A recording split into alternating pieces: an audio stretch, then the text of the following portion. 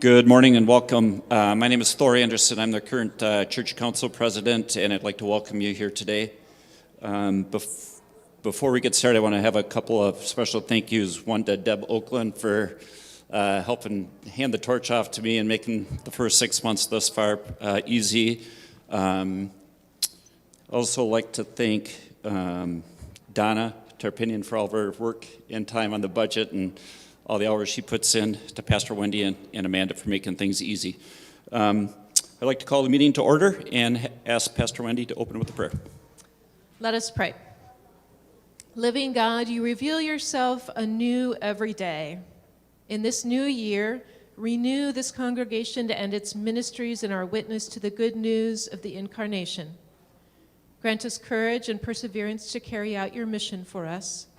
Where needed, transform the way we have always done things into your new future for us. Amen. The next item on the agenda is the approval of the agenda.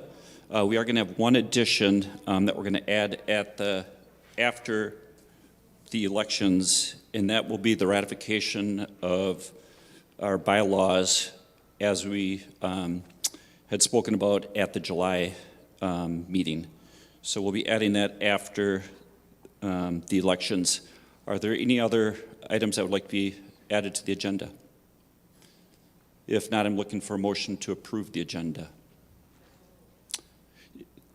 Thanks, Ann. The motion was made by Ann and seconded by Karen Hansen. There's been a motion to second to approve the agenda. Is there any further discussion? If not, all those in favor signify by saying aye. Aye. All those opposed with a nay. The motion carries. The next item on the agenda is the Treasurer's Report, and I'd like to call up Donna Tarpinian.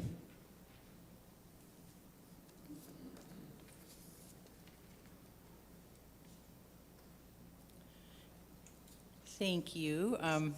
And thanks for moving this up to the front of the budget, because someone is going to a Badger game after this.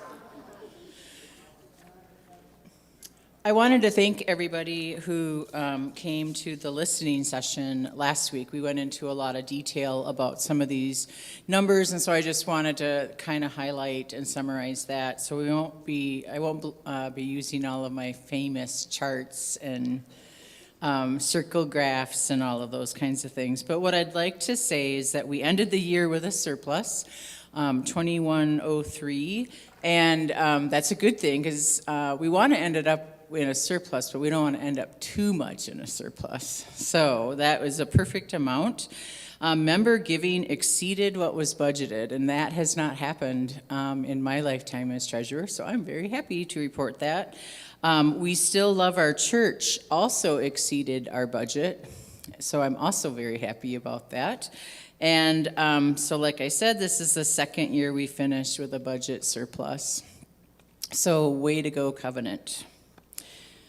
Before we go into the actual budget discussion, I think we have to have a motion to approve. Do you have to do this? A motion to approve the budget and a second. Madam Chairman, I approve the budget. Okay, thank you. And I just want to make sure that everyone knows that the motion and the second does not mean we're approving it. It just means that we can start discussing it. So to talk about our expenses, if you picked up one of those documents in the back, that really goes into the detail of all of our expenses, what was spent last year and what we're budgeting for this year. And to make it seem, to be a better summary based on where Pastor Wendy puts her time, we have allocated all of the expenses into these different areas, and that is actually how that happens is actually shown on the charts that we show for the budget, because her time is spent across many areas. So as you can see here, we have benevolence, congregational life, education, worship, church and office administration, the emergency fund, and property. And so overall, I believe that our budget expenses are up 1.7% from what we budgeted last year. So I think pretty conservative. Some items of significance on our expense side is that payroll and benefits, of course, are a significant portion of our budget. So this budget moves Pastor Wendy's base salary within range of the Synod guidelines based on her number of years of experience. That's been something we've been inching her toward, and I think we're getting much better in that area. And we would like to continue to do that because we like Pastor Wendy and we would like her to stay here, I think. Also, the budget includes a COLA increase of 2.5% for non-rostered staff. And this year, we're proposing to make that be effective January 1. Last year, we did it in July. We wanted to kind of look at our finances to see where we were at. This year, we're actually moving that up. So that will only be 6 months at the current salary increase, and we're going to do the bump. And then there's one additional item to note, and I don't know if I should say it like this, but I'm covering my hand, but we're including a stipend for the treasurer of $300 a month. And I'd like to comment on that.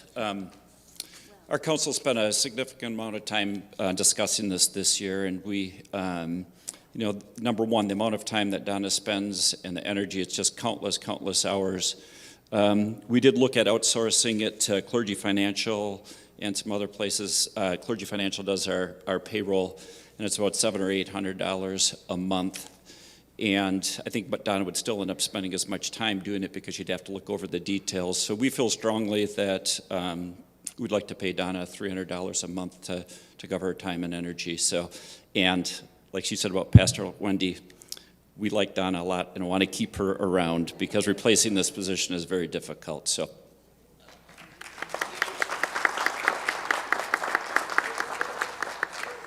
We'll see. Are there any past treasurers here? George? Yeah. Okay, great. The other thing significant in our budget is our insurance has increased 21% overall. That looks like it's not as bad, but I'll just tell you that the premium increased just for property by 45%. And they raised our deductible from $1,000 to $5,000. So this is still something that we can swallow, but it's also means that it's really important that we keep that emergency fund funded, because if we do have to make a claim, we have to get up to $5,000 before we can use our insurance.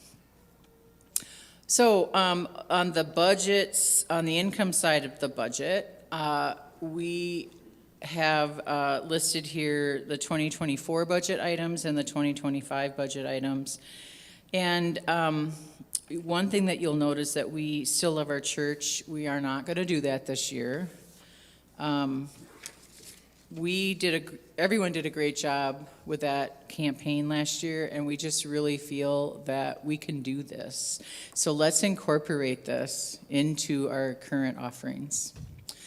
And we far exceeded our actual budget, our offerings. There might have been maybe one or two donations that came in December that really should apply to 2025. But I think that we really did prove that we are pretty strong and healthy. And so we're really going to try to strive to get to a larger number this year.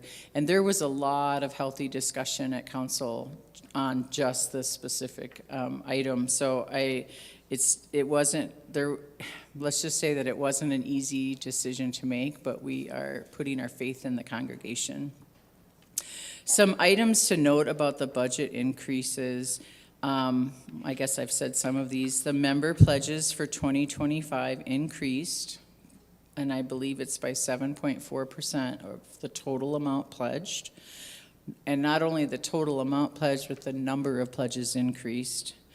Our member giving surpassed budgeted for 2024, so we are projecting that the trend will continue. And this year, council plans to do more specific fundraising projects throughout the year to replace the We Still Love Our Church. I think we know that people like to give money for a certain something.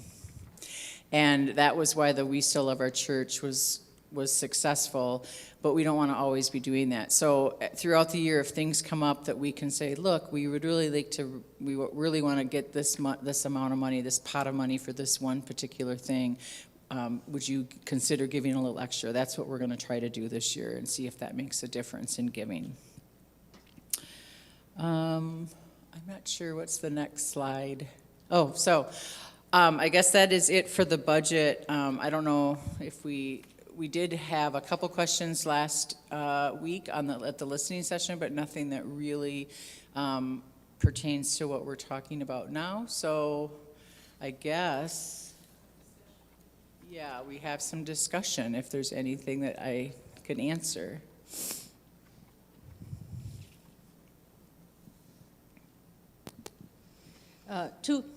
Two members of this congregation have served on the Global Health Ministries Board of Directors.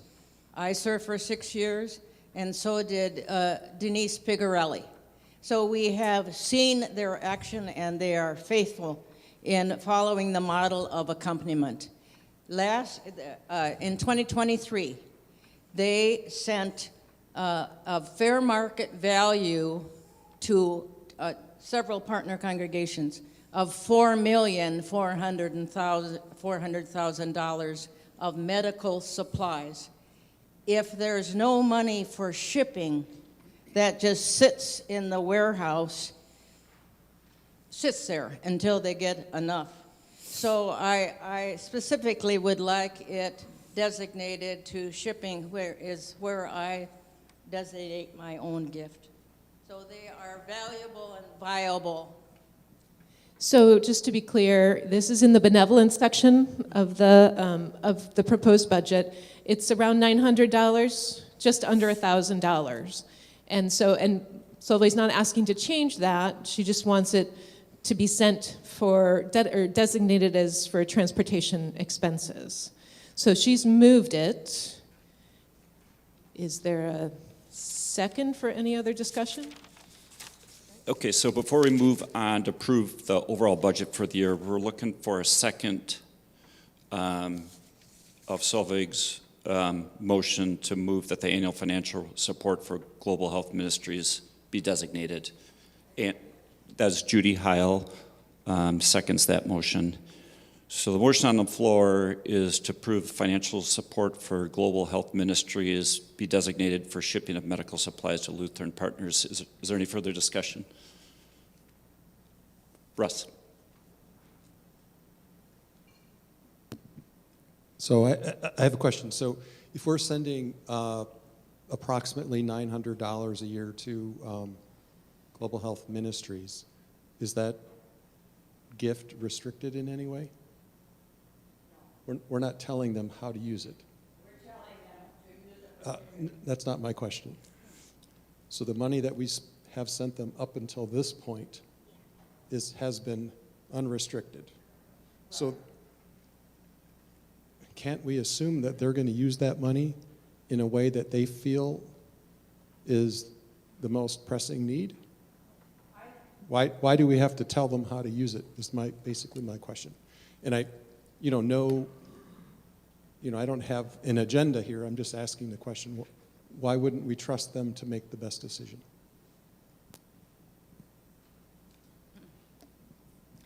I sent a text and got a response from the director, Doug Cox, and he says the need is still great for shipping and appreciate designated monies for shipping.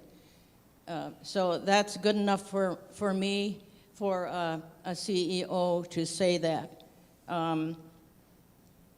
That's all I can say. It could be that Global Health Ministries has some policies or procedures that they have to follow for undesignated funds. I'm just sort of speculating. Like we have, or some congregations have, if something comes in undesignated, they go here and there, and so that would be sort of my thought on that.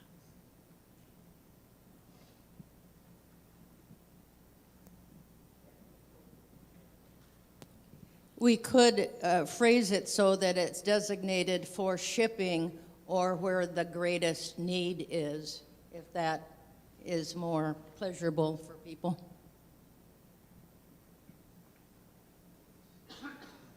Do you approve of that, Judy, as a second? Yeah. Susan, did you catch that? Okay. Is there any further discussion on Solveig's motion? If there's no further discussion, all those in favor signify by saying aye. All those opposed with a nay. The motion carries.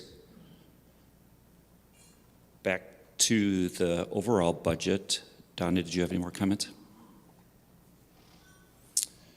If not, we're looking for a motion and a second to approve the budget. I'm sorry. So just any other discussion? Yeah, is there any further discussion? If not, we have a motion and a second to approve the budget. I call for a vote. All those in favor signify by saying aye. All those opposed with a nay. Thank you. The 2025 budget passes. Thank you. Thanks, Donna.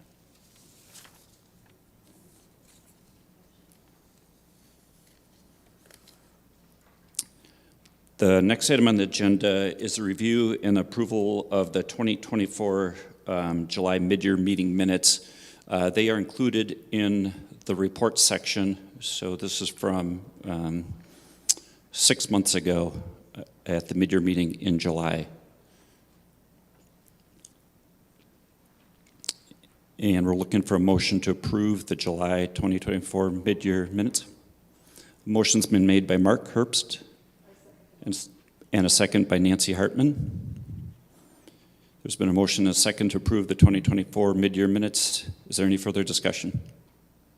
If not, all those in favor signify by saying aye. Aye. Those opposed with a nay. Thank you. The motion carries. And we are looking for approval of the 2024 annual meeting minutes. Those also are included in your reports.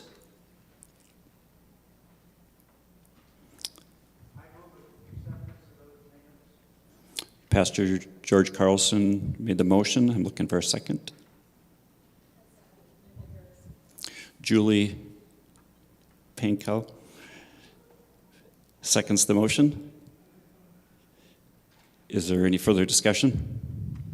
If not, all those in favor signify by saying aye. Aye. Those opposed with a nay.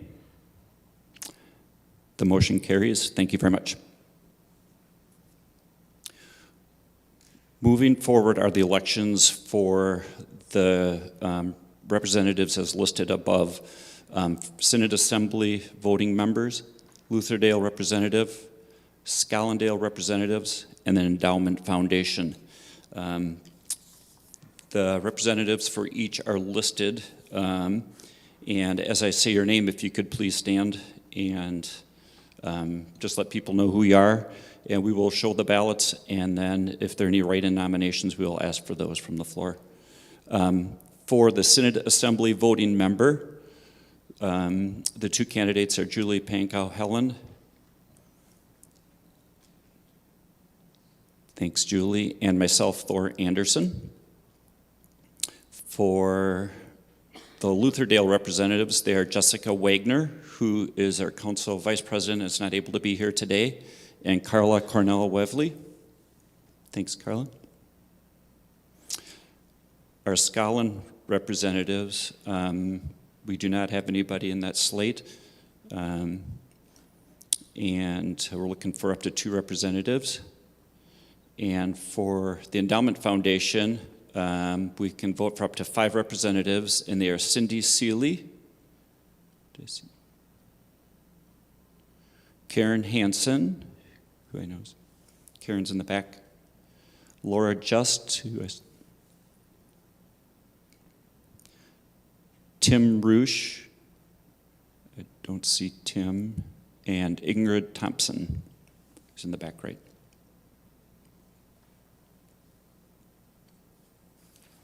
Are there any other further nominations from the floor?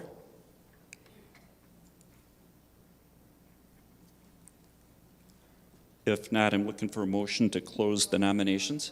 I'm sorry, Pastor George. I'd like to nominate Solveig Carlson for Scotland Retirement Services Representative. Can you repeat that name again? Solveig Carlson. Solveig Carlson, okay. We'll add Solveig to the, Do you accept?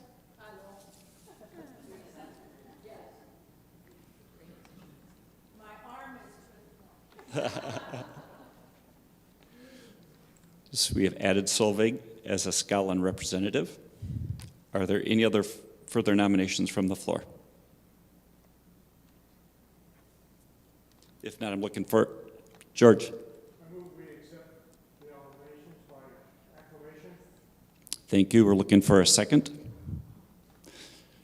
Yes. Tom Christian. So there has been a motion and a second to approve the nominations as set forth. Is there any further discussion? All those in favor signify by saying aye. Aye. Those opposed with nay. Thank you. The motion is carried.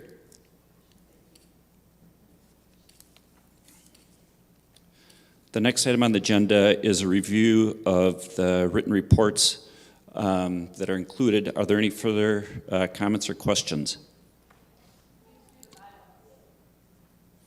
I'm sorry. Thanks, Pastor Wendy. So here's a copy of the highlighted changes for the bylaws. Raise your hand if you help those. So this item is not on the agenda. This is the one that was added. It is to ratify the bylaws. The changes that are being made is just what we did, the election of representatives. It shows that at the annual congregational meeting, we will be voting on the Lutherdale and Scotland representatives. In addition to that, the change would be at the July mid-year meeting, the nominating team members would be elected. And this was at the July 2024 mid-year meeting. This was discussed, and we were at that time, we said that we would approve it at our annual congregational meeting today.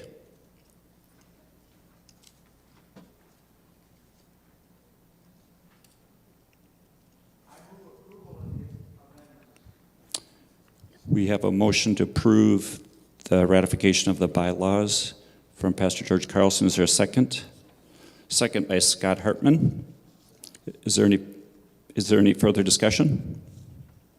If not, all those in favor signify by saying aye. Aye. Those opposed with nay. The motion carries. Thank you. Now moving on to the written reports that are in the copies there. Does anybody have any comments or questions for me at this time?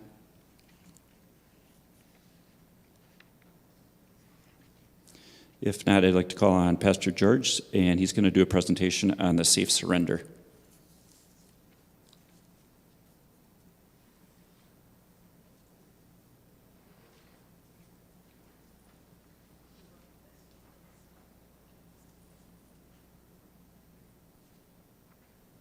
Good morning.